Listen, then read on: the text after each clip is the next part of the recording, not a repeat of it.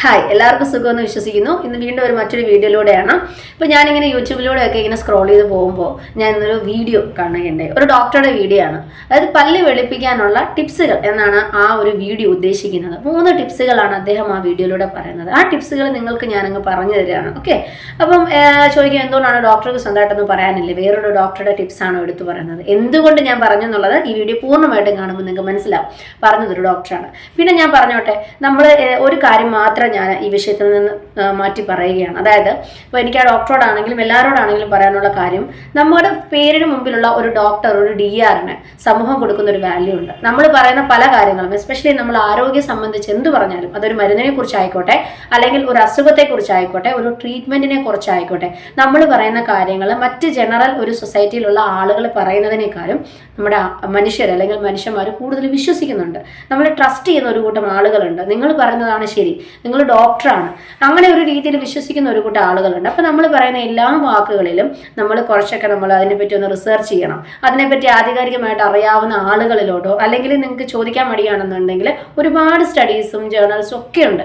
വെറുതെ news cuttings അല്ല നമ്മൾ എടുക്കേണ്ടത്. ന്യൂസ് കട്ടിങ്സ് അല്ല, ആധികാരികമായിട്ട് സയന്റിഫിക്കലി അത് പ്രൂവ് ചെയ്തിട്ടുള്ള നിങ്ങൾക്ക് റിസർച്ച് പേപ്പേഴ്സ് നിങ്ങൾക്ക് നോക്കാം. അതിൽ ഒരു റിസർച്ച് പേപ്പർ എടുക്കുക എന്നുള്ള മാത്രമല്ല, അത് നമ്മൾ അംഗീകരിച്ചിട്ടുള്ളതാണോ അല്ലാത്തതാണോ, അങ്ങനെ പല പല കാര്യങ്ങൾ നമ്മൾ നോക്കണം.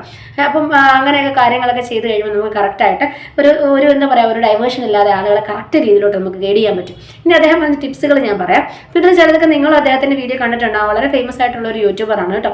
അദ്ദേഹത്തിൻ്റെ പേരൊന്നും ഞാൻ പറയുന്നില്ല, ഒരു ഡോക്ടറാണ്. അപ്പം അദ്ദേഹം ഒരു ഫേമസ് ആയിട്ട് ഞാൻ നോക്കിയപ്പോൾ ഏകദേശം ഒരു 3 ലക്ഷം അടുത്ത് സബ്സ്ക്രൈബേഴ്സ് ഉള്ള ഒരു വീഡിയോസിന് തന്നെ ലക്ഷക്കണക്കിന് വ്യൂസ് ഉള്ള ഒരു നല്ലൊരു യൂട്യൂബർ ആയിട്ടുള്ള ഒരു ഡോക്ടറാണ്. അദ്ദേഹം ജനറൽ ആയിട്ടുള്ള പല ടോപ്പിക്കുകളെ പറ്റി ഇടുന്നുണ്ട് കേട്ടോ. ആ കൂട്ടത്തിലെ കണ്ടിട്ടതാണ് പല്ലിനെ കുറിച്ചും. അപ്പം ഇതിൽ അദ്ദേഹം പറയുന്ന ആദ്യത്തെ ടിപ്സ് എന്ന് വെച്ചാൽ അദ്ദേഹം പറയുന്നതെന്ന് വെച്ചാൽ ബേക്കിംഗ് സോഡ നിങ്ങൾ പല്ലിൽ അപ്ലൈ ചെയ്യുക. ഇത് സയന്റിഫിക്കലി പ്രൂവൺ ആയിട്ടുള്ള ഒന്നാണ്, മോഡേൺ മെഡിസിൻ്റെ ഭാഗമാണ്. അപ്പോൾ ഇങ്ങനെ ഇട്ട് കഴിഞ്ഞാൽ വളരെയധികം കണ്ടുപിടുത്തങ്ങൾ ഇതിനകം തന്നെ വന്നിട്ടുണ്ട്. ബേക്കിംഗ് സോഡ അപ്ലൈ ചെയ്താൽ നിങ്ങളുടെ പല്ല് വെളുക്കും. ഇനി അത് സ്ഥിരമായിട്ട് ചെയ്യാൻ അദ്ദേഹം റെക്കമെൻഡ് ചെയ്യുന്നുണ്ട്. അതുപോലെ രണ്ടാമത്തെ കാര്യം ഓറഞ്ച് നിങ്ങൾ അപ്ലൈ ചെയ്യുക, പല്ല് വെളുക്കും. അത് രാത്രി നിങ്ങൾ ഇട്ടിട്ട് നിങ്ങളത് ഉറങ്ങാതെ അല്ല, കഴുകാതെ നിങ്ങൾ രാവിലെ വരെ അത് കണ്ടിന്യൂ ചെയ്ത് പോവുകയാണെങ്കിൽ എനിക്ക് അത്രയും നല്ല റിസൾട്ട് കിട്ടും. അപ്പോൾ അദ്ദേഹത്തിൻ്റെ രണ്ടാമത്തെ ടിപ്സ് ഓറഞ്ചാണ്. മൂന്നാമത് നമ്മൾ ഇതിനു മുമ്പ് ചെയ്തിട്ടുള്ള ഓയിൽ പുള്ളിങ് എന്ന് പറയുന്ന ഒരു ടോപ്പിക്ക് നമ്മൾ ഓൾറെഡി ചെയ്തിട്ടുള്ളതാണ്. കുറേ നമുക്ക് നെഗറ്റീവ്സ് കമൻസും പോസിറ്റീവ് കമൻസും കുറേ ഒരു പ്രതിവാദങ്ങൾ നടന്നൊരു വീഡിയോ ആണത്. കണ്ടിട്ടില്ലാത്തവർക്ക്, പുതിയ സബ്സ്ക്രൈബേഴ്സ് കണ്ടിട്ടില്ലാത്തവർക്ക് അത് കാണാം. നമ്മുടെ വീഡിയോയുടെ പ്ലേലിസ്റ്റിൽ അതുണ്ട്, ഓയിൽ പുള്ളിങ്. അതിന് ഞാൻ വിശദമായിട്ടൊരു വലിയൊരു എന്താ പറയുക റിസർച്ച് പേപ്പറുകൾ വെച്ച് നിങ്ങൾക്ക് മുമ്പിൽ ഞാൻ തെളിവുകൾ നിരത്തിയിട്ടുള്ളതാണ്. അപ്പോൾ എനിവേ, അടുത്ത അദ്ദേഹം പറഞ്ഞ tips oil pulling, coconut oil pulling നടത്തി കഴിഞ്ഞാൽ നിങ്ങളുടെ പല്ല് വെളുക്കും. പിന്നെ നാലാമത് അദ്ദേഹം പറഞ്ഞ ഒരു കാര്യം ഞാൻ വിട്ടുപോയി, വേറൊരു കാര്യം കൂടെ അദ്ദേഹം പറഞ്ഞിട്ടുണ്ട്. എന്നാൽ ഈ ഒരു രീതിയിൽ തന്നെയല്ല, ലെമൺ പോലെ അങ്ങനെ എന്തോ ഒരു കാര്യമാണ് പറഞ്ഞിരിക്കുന്നത്. പിന്നെ അറ്റ് ദ എൻഡ് അദ്ദേഹം വേറൊരു കാര്യം പറഞ്ഞിട്ടുണ്ട്, നിങ്ങൾ ദിവസവും ബ്രഷ് ചെയ്യുക. ദിവസവും രാവിലെ വൈകിട്ടും ബ്രഷും കൂടെ ചെയ്യുക. അപ്പം നിങ്ങളുടെ പല്ല് വൃത്തിയായിട്ടിരിക്കും. എന്തായാലും വളരെ നല്ലൊരു കാര്യം അദ്ദേഹം ഇത്രയൊക്കെ പറഞ്ഞെങ്കിലും അവസാനം അദ്ദേഹം ഒരു കാര്യം പറഞ്ഞിട്ടുണ്ട്, രാവിലെ വൈകിട്ടും ബ്രഷ് ചെയ്യണം. അപ്പോൾ എന്തൊക്കെ ചെയ്തെന്ന് പറഞ്ഞാലും രാവിലെ വൈകിട്ടും ബ്രഷ് ചെയ്യണം, അതിൽ അദ്ദേഹത്തിന് സംശയമൊന്നുമില്ല. അപ്പോൾ നിങ്ങളുടെ പല്ല് കൃത്യമായിട്ട് മെയിൻറ്റെയിൻ ചെയ്യണം, അത് വേണമെന്ന് അദ്ദേഹം പറഞ്ഞിട്ടുണ്ട്. ഞാൻ അതിനോട് യോജിക്കുന്നു കേട്ടോ. ഇനി ബാക്കി കാര്യങ്ങളിലോട്ട് നമുക്ക് കിടക്കാം. അദ്ദേഹം ആദ്യം പറഞ്ഞ അതാണ് ബേക്കിംഗ് സോഡയെ പറ്റി ഞാൻ ഇതിനു മുമ്പ് പല വീഡിയോകളിലും മെൻഷൻ ചെയ്തിട്ടുണ്ട്. പക്ഷേ ബേക്കിംഗ് സോഡ എന്ന് പറഞ്ഞ് ഞാൻ എടുത്തൊരു വീഡിയോ ചെയ്തിട്ടില്ല. ഇനി ഈ പല വീഡിയോകളിൽ സ്കാറ്റർ ചെയ്ത് കിടക്കുന്നുണ്ട്. നിങ്ങളൊക്കെ വിട്ടുപോയ കാര്യമാണെങ്കിൽ ഞാൻ ഓർമ്മിപ്പിക്കുന്നു. ഈ ബേക്കിംഗ് സോഡ ഇതിൽ ഉപ്പിട്ട് വെക്കുക, അല്ലെങ്കിൽ ബേക്കിംഗ് സോഡ നാരങ്ങ ചേർത്ത് അപ്ലൈ ചെയ്യുക. ഇതൊക്കെ ചെയ്താൽ നിങ്ങളുടെ പല്ല് വെളുക്കും എന്ന് പറഞ്ഞിട്ടുണ്ട്. ഇതൊരു കെമിക്കൽ റിയാക്ഷനാണ്. ബേക്കിംഗ് സോഡ നമ്മൾ പല്ല് വെളുപ്പിക്കാൻ വേണ്ടി മാത്രമൊന്നും അല്ല, ബേക്കിംഗ് സോഡയും വിനെഗറും കൂടെ മിക്സ് ചെയ്തിട്ടാണ് മോസ്റ്റ് നമ്മുടെ എന്താ പറയുക വീട്ടിലുള്ള എല്ലാ കാര്യങ്ങളും നമുക്ക് നന്നായിട്ട് അഴുക്ക് പിടിച്ച കരി പിടിച്ച പാത്രം പോലും നമുക്ക് വൃത്തിയാക്കാൻ പറ്റുമെന്ന് പറയുമല്ലോ. അതിനുള്ള ഏറ്റവും നല്ല solution baking soda plus vinegar plus നമ്മുടെ ഡിഷ് വാഷ് ലിക്വിഡ്. ഇനി ഡിഷ് വാഷ് ലിക്വിഡ് ഇല്ലെങ്കിൽ കൂടിയും ബേക്കിംഗ് സോഡ പ്ലസ് വിനെഗറാണ്. അതിന് കാര്യം എന്ന് വെച്ചാൽ അവർ തമ്മിൽ നടക്കുന്ന ഒരു കെമിക്കൽ റിയാക്ഷൻ്റെ ഫലമായിട്ട് പുറപ്പെടുവിക്കുന്ന നേസൻ്റ് ആയിട്ടുള്ള മോളിക്യൂൾസ് ഈ പറഞ്ഞ പോലെ വേസ്റ്റ് റിമൂവ് ചെയ്യിപ്പിക്കും. അവിടെ പറ്റി പിടിച്ചിരിക്കുന്ന സ്റ്റെയിൻസ് റിമൂവ് ചെയ്യിപ്പിക്കും. അത് നമ്മൾ പല്ലിനല്ല, ജനറൽ ആയിട്ട് എല്ലാ സാധനങ്ങൾക്കും ഉപയോഗിക്കുന്നതാണ്. അങ്ങനെ നമ്മൾ അത്രയും കട്ടി പിടിച്ചിരിക്കുന്ന ഒരു അഴുക്ക് നമ്മുടെ ഈ പറഞ്ഞ സ്റ്റൗവിലോ നമ്മുടെ പാത്രങ്ങളിലോ പോകാതെ, നമ്മൾ ഡിഷ് വാഷ് ഇട്ട് എത്ര ഉരച്ചാലും പോകാത്ത അത്രയും വലിയ അഴുക്ക് നിസ്സാരമായിട്ടുള്ള ഈ ഒരു സൊല്യൂഷൻ ഇടുമ്പോൾ, അല്ലെങ്കിൽ ഈ ഒരു മിശ്രണം ഇടുമ്പോൾ അവിടെ അത് പോകുന്നു എന്ന് പറയുമ്പോൾ ആ കെമിക്കൽ റിയാക്ഷൻ എത്രത്തോളം സ്ട്രോങ് ആയിട്ടുള്ളതെന്ന് നിങ്ങൾ ചിന്തിച്ച് നോക്കുക. ഒരു സ്ട്രോങ് കെമിക്കൽ റിയാക്ഷൻ അല്ലേ അത്? കെമിസ്ട്രി ഒക്കെ പഠിച്ചവർ നിങ്ങളുടെ കൂട്ടത്തിൽ കാണും. അപ്പോൾ അവരോട് ചോദിച്ചാൽ മതി. ഇപ്പോൾ ഞാൻ ഒരുപാടൊന്നും പോകുന്നില്ല. എനിവേ അതൊരു സ്ട്രോങ് കെമിക്കൽ റിയാക്ഷൻ ആണെന്നുള്ളതിന് വ്യക്തമായ തെളിവാണ് ഇത്രയും ഹാർഡായിട്ടുള്ള സ്റ്റെയിൻസ് അവിടെ നിന്ന് പോകുന്നുണ്ട്. നിങ്ങളുടെ പല്ല് അത്രയും സ്ട്രോങ് ഒന്നും അല്ല. നിങ്ങളുടെ പല്ലെന്ന് വെച്ചാൽ വളരെ ഒരു എന്താ പറയുക, നമ്മുടെ ശരീരത്തിൻ്റെ ഭാഗമായിട്ടുള്ള പല്ല് എത്രയോ നിങ്ങൾക്ക് നന്നായി മെയിൻറ്റെയിൻ ചെയ്യാൻ പറ്റും. നിങ്ങൾ ഇതുപോലുള്ളൊരു ഹൈ കെമിക്കൽ റിയാക്ഷൻ ഇട്ട് കൊടുത്താൽ നടക്കും, നിങ്ങളുടെ പല്ല് വെളുക്കും, ഇല്ലയെന്ന് ഞാൻ പറയുന്നില്ല. കാരണം അതൊരു കെമിക്കൽ റിയാക്ഷനാണ്. അതൊരു ഡോക്ടറിനെ കൊണ്ടോ ഒരു ഡെന്റിസ്റ്റിനെ കൊണ്ടോ കെമിക്കൽ റിയാക്ഷൻ തടയാൻ പറ്റത്തില്ല. അവിടെ ആ കെമിക്കൽ റിയാക്ഷൻ്റെ ഫലമായിട്ട് നിങ്ങളുടെ പല്ലിൽ പറ്റി പിടിച്ചിരിക്കുന്ന ആ ഒരു ബ്രൗൺ സ്റ്റെയിനോ കാര്യങ്ങളോ പോകാം, ഇല്ലെന്ന് ഞാൻ പറയുന്നില്ല. പക്ഷേ അതല്ല അവിടുത്തെ ട്രീറ്റ്മെൻറ്റ്. ഇത് നിങ്ങളിങ്ങനെ ചെയ്ത് കഴിയുമ്പോൾ നിങ്ങൾക്ക് അപ്പോൾ ഒരു വെണ്മ തോന്നാം, പക്ഷേ നിങ്ങളുടെ പല്ലിൻ്റെ ഇനാമൽ എന്നേക്കുമായിട്ട് നിങ്ങൾക്ക് ഡാമേജ് ആയിപ്പോവും. ഇത്രയും വലിയൊരു റിയാക്ഷൻ്റെ സൈഡ് ഇഫക്റ്റ് നിങ്ങളുടെ പല്ലിൻ്റെ ഇനാമൽ നിങ്ങൾക്ക് നഷ്ടപ്പെട്ടു പോകും. നഷ്ടപ്പെട്ടു പോയി കഴിഞ്ഞാൽ പിന്നെ എന്താണ്, നിങ്ങളുടെ ഡെൻറ്റൈൻ അത് അടിയിലുള്ളത് ഡെൻറ്റൈനാണ്. പയ്യെ പയ്യെ നിങ്ങൾക്ക് യെല്ലോയിഷ് ടൂത്തിലോട്ട് തന്നെ പോകും. അതിന് പിന്നെ നിങ്ങൾക്കൊരു സൊല്യൂഷൻ ഇല്ല. നിങ്ങളുടെ മൊത്തത്തിലുള്ള പല്ലുകളെ നിങ്ങൾ ഡാമേജ് ആക്കുകയാണ്. അപ്പോൾ നിങ്ങൾ ചോദിക്കും, പിന്നെ ഡോക്ടർ എന്താ ഈ ക്ലീനിങ് എന്ന് പറഞ്ഞിരുന്ന് ചെയ്യുന്നത്? ക്ലീനിങ് എന്താണെന്ന് ഞാൻ പറഞ്ഞിട്ടുണ്ട്. മെഷീൻ വെച്ചിട്ട് ഒരിക്കലും നമ്മൾ ഇതുപോലെയുള്ള കെമിക്കൽ റിയാക്ഷൻസ് അല്ല ചെയ്യുന്നത്. മെഷീൻസ് ഉപയോഗിച്ച് നമ്മൾ കാൽക്കുലസ് എടുത്ത് കളയുകയാണ്. പിന്നെ കെമിക്കൽ റിയാക്ഷൻ വരുന്ന ഒരു ട്രീറ്റ്മെൻറ്റ് നിങ്ങളോട് ഞാൻ മുമ്പ് മെൻഷൻ ചെയ്തിട്ടുണ്ട്, ബ്ലീച്ചിങ്. ടൂത്ത് വൈറ്റനിങ്ങിന് വേണ്ടിയിട്ടുള്ള ട്രീറ്റ്മെൻറ്റ് ഞാൻ പറഞ്ഞിരിക്കുന്നത് ബ്ലീച്ചിങ്. അപ്പോൾ ഡോക്ടർ ചോദിക്കാം, ഡോക്ടർ ഇങ്ങനെ ബ്ലീച്ചിങ് ചെയ്യുമ്പോഴും പല്ലിൻ്റെ ഇനാമലിന് ഞാൻ പറഞ്ഞിട്ടുണ്ട്, അത് എല്ലാവർക്കും നമ്മൾ എപ്പോഴും റെക്കമെൻഡ് ചെയ്യുന്ന ഒന്നല്ല ബ്ലീച്ചിങ്. അതിന് കൃത്യമായ പ്രോട്ടോക്കോളുകളുണ്ട്, കൃത്യമായ പേഷ്യൻറ്റ് വേണം. നമ്മൾ ആ പേഷ്യൻറ്റിനെ അസസ് ചെയ്യും. അതിനാണ് ഒരു ഡോക്ടറെ കാണേണ്ട ഒരു ഇമ്പോർട്ടൻസ് വരുന്നത്. നിങ്ങൾക്കത് ആപ്റ്റാണോ, നിങ്ങളുടെ പല്ലിന് ആപ്റ്റാണോ എന്ന് അറിഞ്ഞിട്ടാണ് ബ്ലീച്ചിങ് നടത്തപ്പെടുന്നത്. ഇനി ബ്ലീച്ചിങ് ചെയ്യുമ്പോഴും ഇത്ര കോൺസെൻട്രേഷനിലുള്ള ഹൈഡ്രജൻ പെറോക്സൈഡ് ആണ് അതിന് വേണ്ടി ഉപയോഗിക്കുന്നത്. ഹൈഡ്രജൻ പെറോക്സൈഡ് ആണെന്ന് ഞാൻ പറഞ്ഞിട്ടുണ്ട്. അതും ഇത്ര കോൺസെൻട്രേഷൻ, അത് വിത്ത് കൺട്രോളാണ് നിങ്ങൾക്ക് ഉപയോഗിക്കുന്നത്. അതുപോലെ ഞാൻ പലപ്പോഴും അത്ര അനിവാര്യ ഘട്ടങ്ങളിൽ മാത്രം ചെയ്യുമെന്നാണ് ഞാൻ പറഞ്ഞത്. അല്ലാതെ നമുക്കൊരു ഇച്ചിരി മഞ്ഞ കളറുണ്ട് നേരെ പോയി ബ്ലീച്ചിങ് ചെയ്യുമെന്ന് ഞാൻ പറയുന്നില്ല. ഓക്കെ, ഞാനിപ്പോൾ ഒരിക്കലും ഒരു ബിസിനസ് സ്കില്ലല്ല നിങ്ങൾക്ക് ഓരോ ട്രീറ്റ്മെൻറ്റും പറയാറുള്ളത്. ഇപ്പോൾ ഇപ്പോൾ ക്ലിനിക്കിൽ വരുന്നവരോട് ഇംപ്ലാന്റ് ബ്ലീച്ച് എന്ന് പറഞ്ഞ് എനിക്ക് വേണം കൺവിൻസ് ചെയ്ത് ആക്കാൻ വയ്യേ, അങ്ങനെയല്ല. നമുക്ക് ഒരു മനുഷ്യത്വത്തിൻ്റെ ഇതിലും നിങ്ങൾക്കൊരു അറിവ് നൽകുക എന്നുള്ള രീതിയിലും വേണ്ടതുണ്ട് എന്നാണ് ഞാൻ മാക്സിമം വീഡിയോസിലൂടെ പറയാറുള്ളത്. അപ്പോൾ നിങ്ങൾക്ക് അത്ര അത്യാവശ്യമാണ് നിങ്ങൾ ബ്ലീച്ചിങ് ചെയ്യുക. പക്ഷേ ഈ ഒരു ബേക്കിംഗ് സോഡയുടെ കാര്യം എന്ന് വെച്ചാൽ നിങ്ങൾക്ക് പെർമനൻ്റ്ലി ലോസാണ്. ഇനി രണ്ടാമത് അദ്ദേഹം പറഞ്ഞ കാര്യം ഓറഞ്ച് ജ്യൂസ് അല്ലെങ്കിൽ ഓറഞ്ച്. ഇതിൽ ഓറഞ്ച് എന്ന് വെച്ച് കഴിഞ്ഞാൽ നിങ്ങൾക്കറിയാലോ, ആസിഡ് ഉള്ളൊരു സാധനമാണ് അല്ലേ. അസിഡിറ്റി നമ്മുടെ വയറിന് പോലും പറ്റാറില്ല അല്ലേ. അത് നല്ല പുളിയുള്ള ഓറഞ്ചാണെങ്കിൽ പറയുക പോലും വേണ്ട. ഈ സാധനം അപ്ലൈ ചെയ്ത് കിടന്നോളാൻ അദ്ദേഹം പറഞ്ഞു. രാത്രി കഴുകുക പോലും വേണ്ട എന്നാണ് അദ്ദേഹം പറഞ്ഞിരിക്കുന്നത്. അപ്പം ഇങ്ങനെ നിങ്ങളൊന്ന് ചിന്തിച്ച് നോക്കുക, കണ്ടിന്യൂസ് ആയിട്ടൊരു ആസിഡ് എക്സ്പോസ്ഡ് ആയിട്ട് നിങ്ങളുടെ പല്ല് നിൽക്കുമ്പോൾ എന്തെങ്കിലും പ്രശ്നം ഉണ്ടാവുമോ? നിങ്ങൾ തന്നെ ഒന്ന് ചിന്തിക്കുക, എന്തെങ്കിലും പ്രശ്നം ഉണ്ടാവുമോ?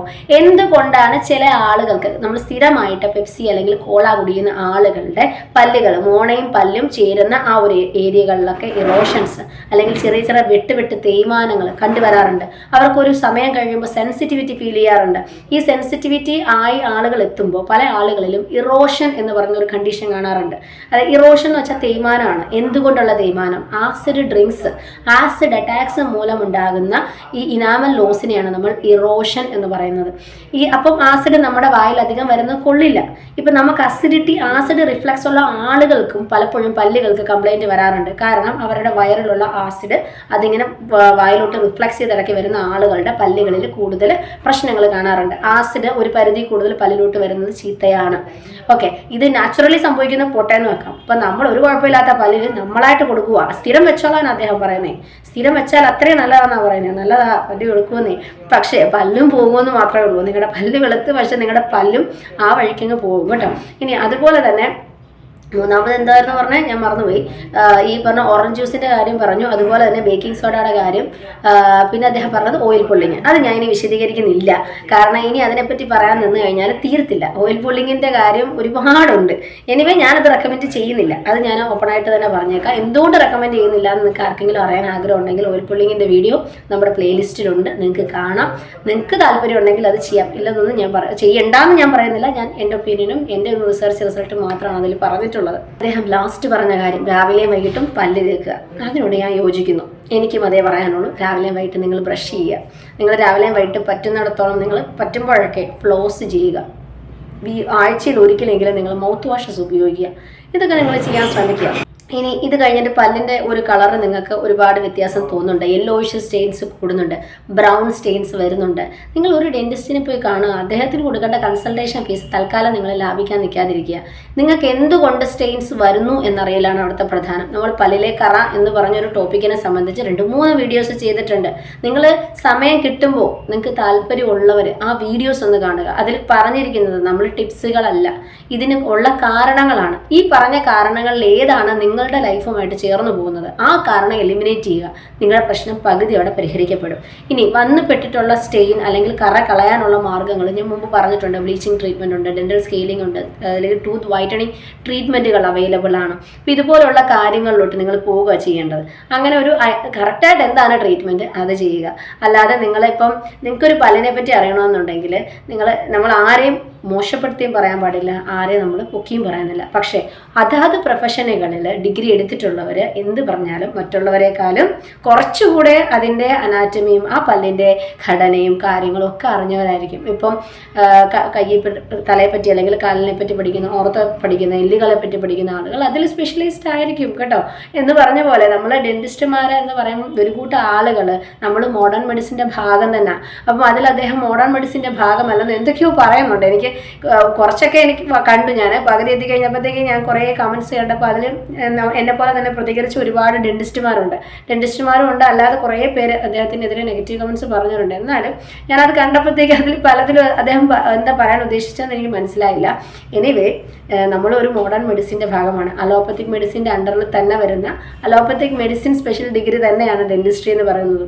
നമ്മളെ അല്ലാതെ തന്നെ നിങ്ങൾ പറയാറുണ്ട് പല്ല് ഡോക്ടർ എന്ന്. അപ്പം ആ ഒരു കാര്യമെങ്കിലും കണക്കിലെടുത്ത് ബാക്കി ഒരു കാര്യവും നിങ്ങൾ അംഗീകരിച്ചില്ലെങ്കിലും പല്ല് ഡോക്ടർ എന്നെങ്കിലും നിങ്ങളൊരു ഡെന്റിസ്റ്റിനെ വിളിക്കുന്നുണ്ട്. അതിലുള്ള പല്ലെങ്കിലും നിങ്ങൾ കണക്കിലെടുത്ത് പല്ലിൻ്റെ കാര്യങ്ങൾക്ക് നിങ്ങൾക്ക് അറിയാവുന്ന ഏതെങ്കിലും ഒരു ഡെന്റിസ്റ്റിൽ നിന്ന് നിങ്ങൾ കൃത്യമായിട്ടുള്ള ഉപദേശം തേടുക. ഇല്ലെന്നുണ്ടെങ്കിൽ ഇതുപോലെയുള്ള പല പല വഴികളിലോട്ട് പോകേണ്ട വരും.